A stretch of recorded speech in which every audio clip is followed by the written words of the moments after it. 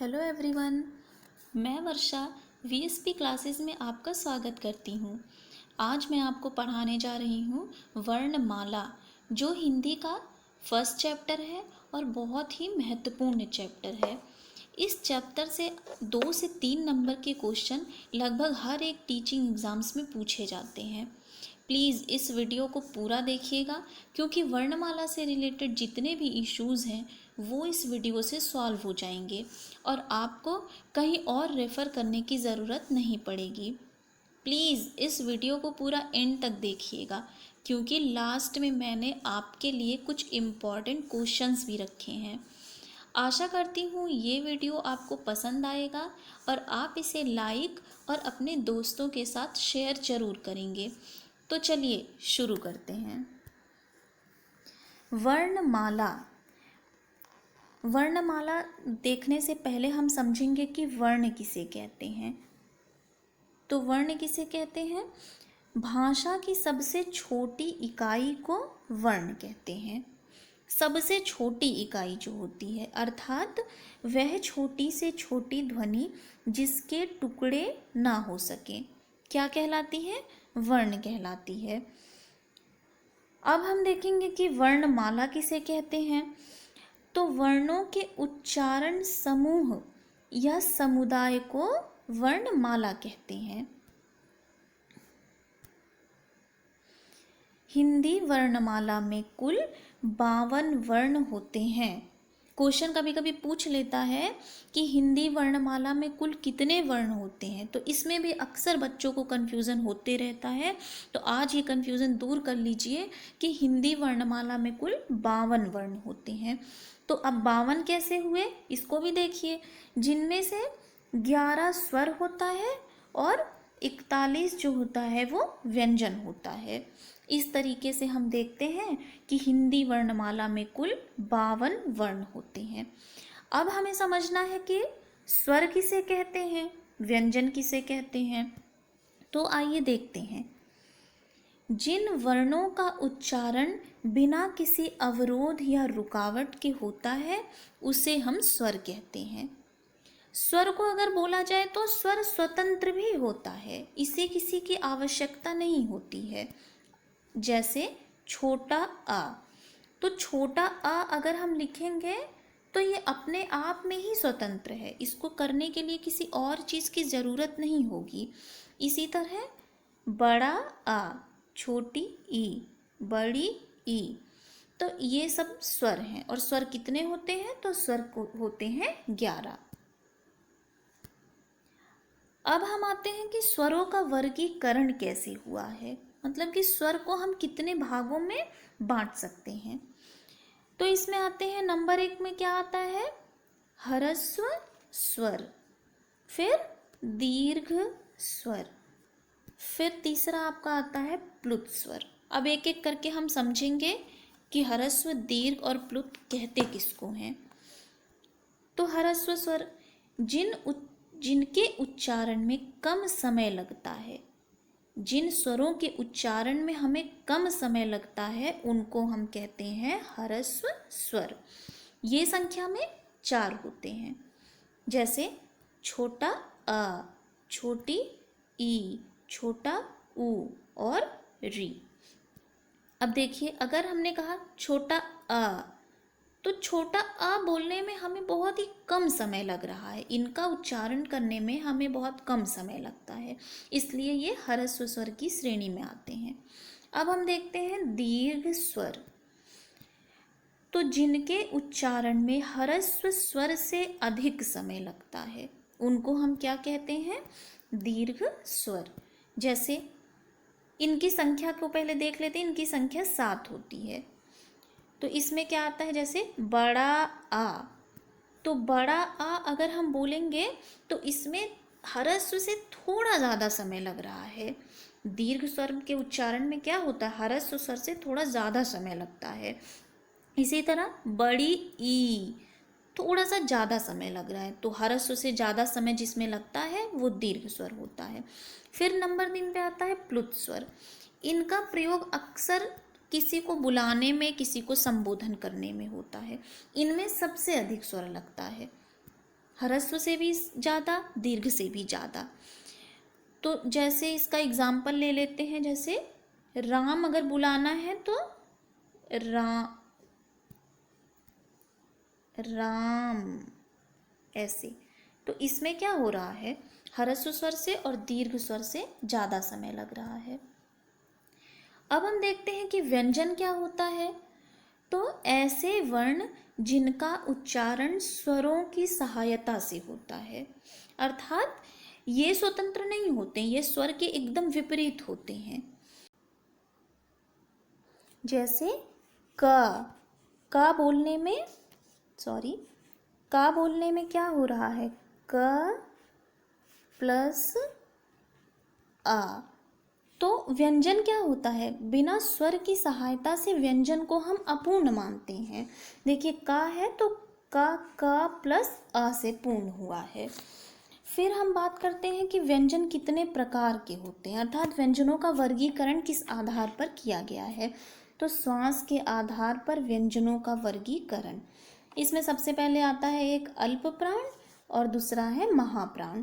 अब हम समझते हैं कि अल्प प्राण क्या होता है। तो ध्यान से समझिएगा, अक्सर बच्चे गलती इसी तरह कर देते हैं कन्फ्यूज़न में कि अल्प प्राण कौन कौन से होते हैं और महाप्राण कौन कौन से। तो आज हम आपके ये डाउट एकदम ही क्लियर कर देंगे। देखते हैं, जिन व्यंजनों के उच्चारण में मुख से कम हवा निकलती है उसे अल्प प्राण व्यंजन कहते हैं। तो अल्प प्राण, ये तो अपने नाम से ही स्पष्ट हो जा रहा है, अल्प मीन्स ही थोड़ा होता है। तो जिनके उच्चारण में थोड़ी हवा निकलती है उसे हम अल्प प्राण व्यंजन कहते हैं। अब इसमें जैसे देखते हैं कौन कौन सा वर्ण आता है। तो किसी वर्ग का पहला, तीसरा और पांचवा वर्ण। तो मान लीजिए हम कवर्ग में देखते हैं, कवर्ग में पहला क, तीसरा ग और पांचवा अंगा। किसी वर्ग का पहला, तीसरा और पांचवा वर्ग क्या होता है, अल्प प्राण की श्रेणी में आता है। अब इसको थोड़ा ट्रिक से समझने के लिए हम बोल देंगे, पहला मतलब 1 3 5, 135। अब 135 अगर आप अपने दिमाग में रख के चलेंगे तो अल्प प्राण और महाप्राण आपको कभी नहीं भूलेगा। अल्प प्राण अगर आया तो आपके दिमाग में तुरंत आ जाना चाहिए कि 135, पहला, तीसरा और पांचवा वर्ण। अब हम बात करते हैं कि महाप्राण क्या होता है। तो जिन व्यंजनों के उच्चारण में मुख से अधिक हवा निकलती है। अब देखिए ये अल्प प्राण के ठीक विपरीत बोला जा रहा है, उसमें कम हवा निकलती थी और महाप्राण में अधिक हवा निकलेगी। जैसे किसी वर्ग का दूसरा और चौथा वर्ण। तो कवर्ग का ही फिर से हम वापस लेते हैं, दूसरा मतलब ख और चौथा मतलब घ। तो ये क्या हो गया, ये महाप्राण हो गया। अब इसको और समझने के लिए, याद करने के लिए बोल सकते हैं हम 12,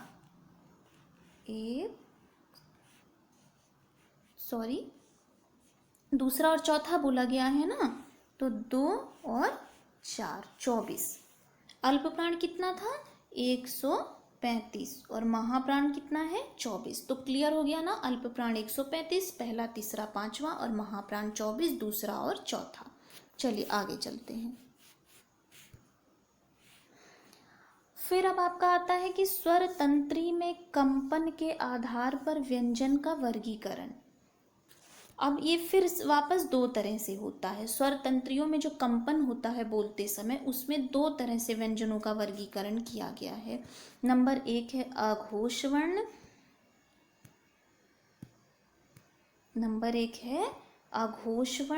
नंबर 2 है सघोष वर्ण। अब अघोष वर्ण किसको कहते हैं, इसमें स्वर तंत्रियों में कंपन नहीं होता है। आ मीन्स होता ही है नहीं, आ मीन्स नहीं और घोष मीन्स नाद। तो इसमें क्या होता है कि स्वर तंत्रियों में कंपन नहीं होता है। और ये क्या क्या होता है, जैसे किसी वर्ग का पहला, दूसरा वर्ण होता है। पहला और दूसरा वर्ण अघोष वर्ण की श्रेणी में आता है। अब जैसे कवर का ही ले लेते हैं, तो पहला मतलब क और ख। तो ये क्या होता है, पहला और दूसरा मतलब कि 12। अघोष कितने होते हैं? 12 होते हैं। अब बात करते हैं सघोष वर्ण, जिन ध्वनियों के उच्चारण में स्वर तंत्रियों में कंपन होता है। इसमें कंपन होता है। सघोष मतलब स मीन्स साथ और घोष मतलब नाद, यानी कि कंपन। तो जैसे ये किसी वर्ग का तीसरा, चौथा और पांचवा वर्ण होता है। तो क वर्ग का मान लीजिए लेते हैं अगर हम, तो ग, घ और अंगा, तीसरा, चौथा, पांचवा। इस हिसाब से ये क्या हुआ? तीसरा, चौथा, पांचवा, 345। क्लियर? ठीक है, आगे चलते हैं। फिर बात की गई है कि प्रयत्न के आधार पर व्यंजनों का वर्गीकरण। तो प्रयत्न के आधार पर अगर हम व्यंजनों को बांट दिए जाए तो ये 4 तरीके से होंगे। नंबर 1 में आता है स्पर्श व्यंजन। स्पर्श व्यंजन में क्या होता है?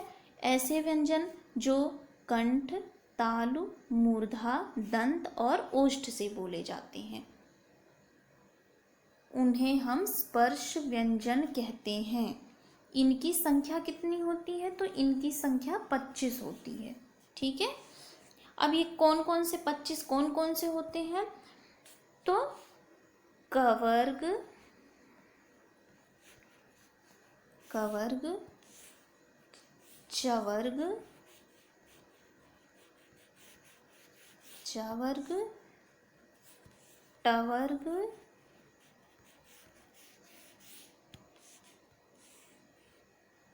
तवर्ग और लास्ट है हमारा पवर्ग। अब देखिए क वर्ग में क्या क्या आता है? क, ख, ग, घ, अंगा। इसी तरह हमारा च वर्ग में भी चा, छ, जा, झा, इया। ट वर्ग में टा, ठा, डा, ढा, आड़ा।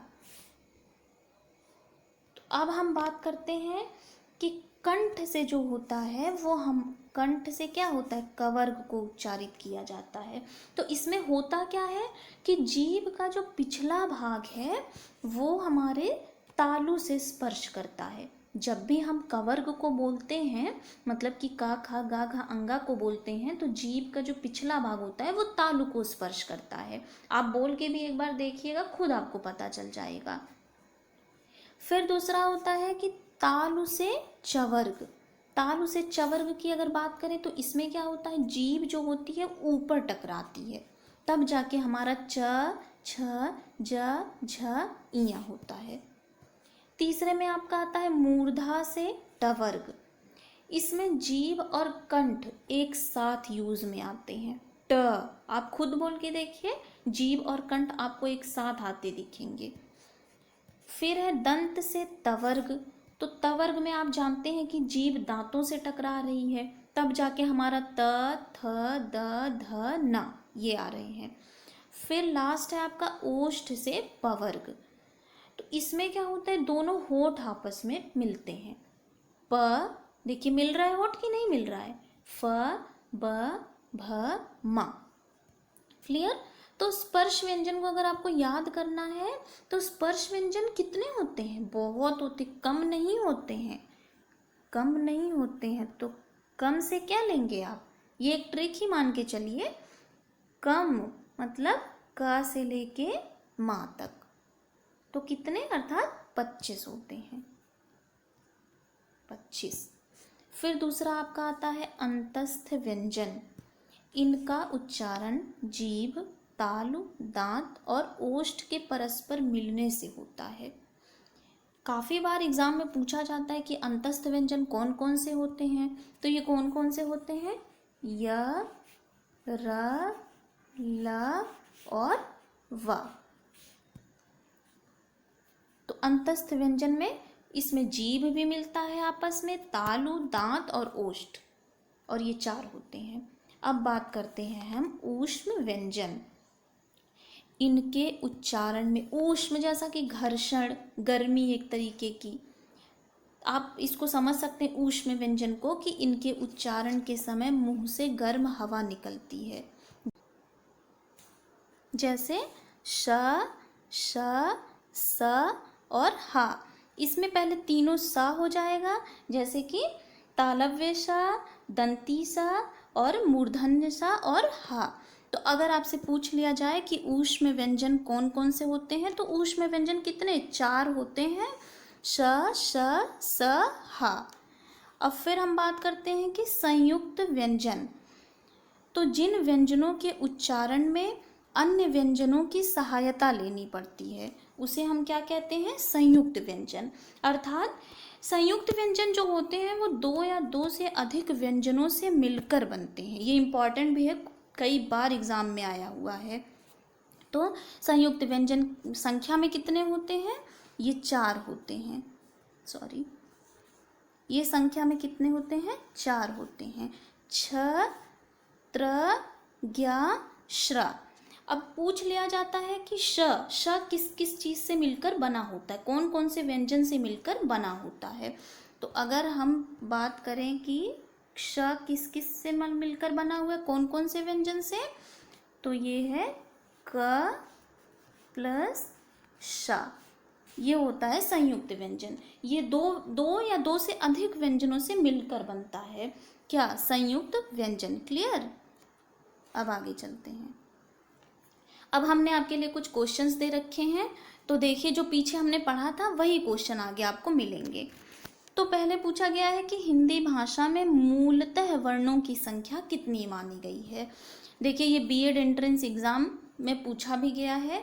तो अक्सर बच्चे क्या, कोई 51, 52, 53 कुछ भी, मतलब बहुत सारा कन्फ्यूज़न हो जाता है कि आखिर एग्जैक्ट है क्या। तो हमने पीछे देखा था कि कितने होते हैं। सबसे पहले आपके 11 स्वर होते हैं और 41 आपके व्यंजन होते हैं। मतलब इसमें सी ऑप्शन हमारा सही है। मूलतः वर्णों की संख्या अगर पूछी जाए तो वो 52 होता है। फिर आगे आते हैं, निम्नलिखित में से कंठ ध्वनियाँ कौन सी हैं। तो मैंने बताया आपको कि कवर्ग के अंतर्गत कंठ ध्वनियाँ आती हैं, मतलब क, ख, ग, घ, अंगा। तो इसमें ऑप्शन में क्या क्या दिया है? सिर्फ का और खा दिया है, तो ए ऑप्शन हमारा सही हो जाएगा। अगला क्वेश्चन है हमारा, ऊष्म व्यंजन कौन कौन सा है। तो मैंने बताया था कि ऊष्म का मतलब ही क्या है? जो गर्मी जहाँ से निकले, जहाँ से घर्षण पैदा हो। तो मैंने क्या बोला? श, श, श, ह। तो ऊष्म व्यंजन हमारा ऑप्शन ए राइट हो गया। अब आगे आते हैं, भाषा की सबसे छोटी इकाई किसे कहते हैं। तो जो वर्ण या अक्षर जो होता है वो हमारी भाषा की सबसे छोटी इकाई मानी जाती है। तो यहाँ ऑप्शन डी राइट हो जाएगा। ये देखिए ये भी बीएड के एग्ज़ाम में आया था एंट्रेंस। फिर अब आते हैं, ज्ञ वर्ण किन वर्णों के संयोग से बना है। तो देखिए ये संयुक्त व्यंजन का ही उदाहरण है, ये जो पीछे मैंने आपको पढ़ाया। तो ज्ञ किससे किससे मिलकर बना हुआ है? ज प्लस इया से। तो ऑप्शन बी राइट हो गया, ऑप्शन बी राइट हो गया। अब आते हैं नेक्स्ट क्वेश्चन पे, निम्नलिखित में अंतस्थ व्यंजन कौन सा है। तो अंतस्थ व्यंजन कौन कौन सा था?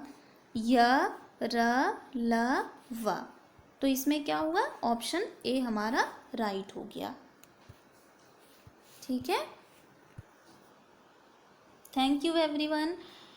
अगर आपको ये वीडियो पसंद आया हो तो प्लीज़ लाइक एंड सब्सक्राइब करिएगा और चैनल को सब्सक्राइब भी करिएगा, शेयर भी कर दीजिएगा।